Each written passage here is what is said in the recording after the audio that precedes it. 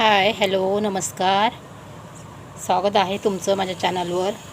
आज मी सुरमई मच्छीचं कालवण आणि सुरमई मच्छी फ्राय करते आहे. त्यासाठी ही सुरमई आणली आहे.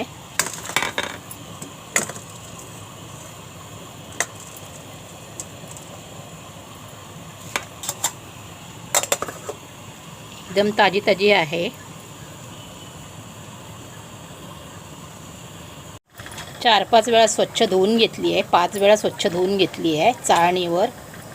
आणि त्याच्यामध्ये आता कोकम घालते. माझ्याकडचा आगळ संपला आहे, कोकम घालते. आणि हे एवढं 1 चमचाभर मीठ घालून घेते.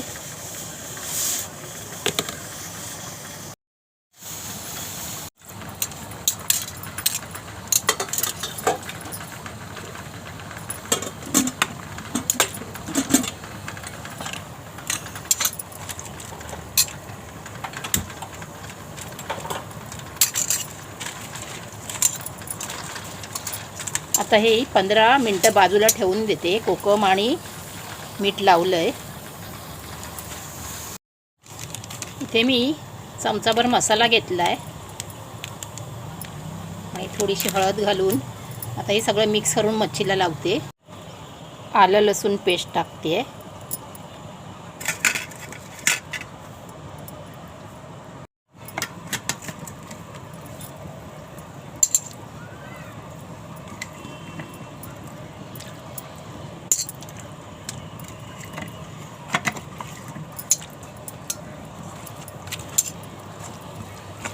आलं लसूण टाकून झालं, घातलं आहे आलं लसूण. आणि आता मसाला लावून घेते.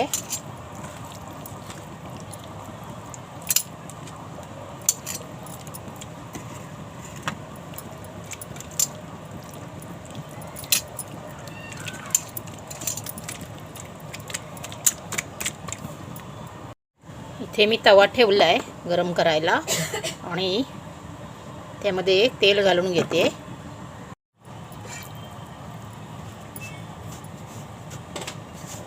बारीक रवा घेतला आहे. आता बारीक रवा लावून फ्राय करते.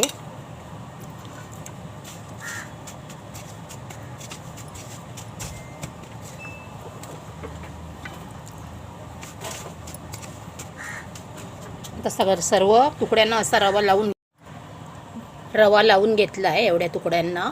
आणि हे बाकी तुकडे सारामध्ये टाकते. सारामध्ये म्हणजे कालवणामध्ये. आम्ही सार पण म्हणतो, कालवण पण म्हणतो, निस्त्याक पण म्हणतो मालवणी भाषेत. तवा गरम झाला आहे, तेल गरम झालं आहे चांगलं. आणि आता हे तुकडे घालून घेते.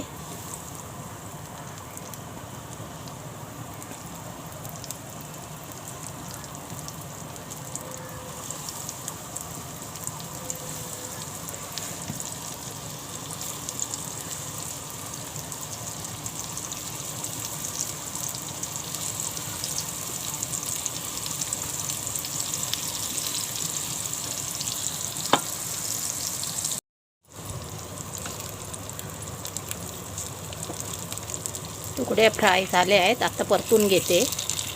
एक साईडने फ्राय झाल्यात. आता दुसऱ्या बाजूने चांगले फ्राय करून घेते.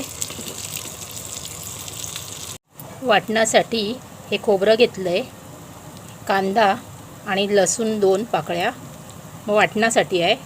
आणि धने आहेत, संकेश्वरी मिरच्या आहेत 6-7 आणि ह्या तिखट मिरच्या 4 आहेत. याचं आता मी वाटण करून घेते.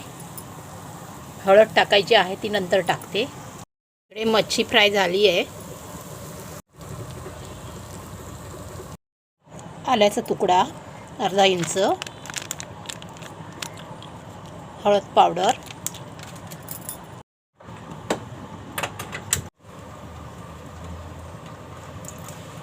तूप गरम झाला आहे. फोडणीला तेल घालते.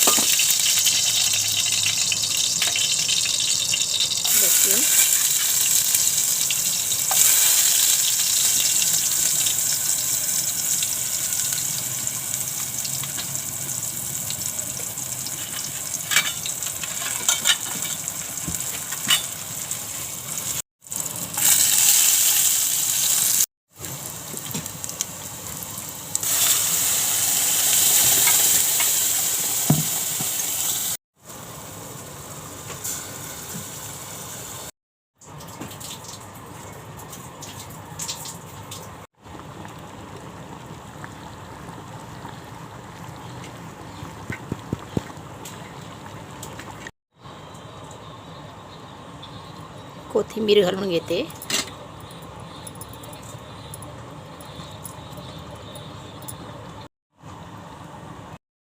रेसिपी कशी झाली, सुरमई फ्राय आणि सुरमईचं कालवण कसं झालं नक्की कमेंट करून सांगा. लाईक करा, शेअर करा आणि सबस्क्राईब करायला विसरू नका प्लीज.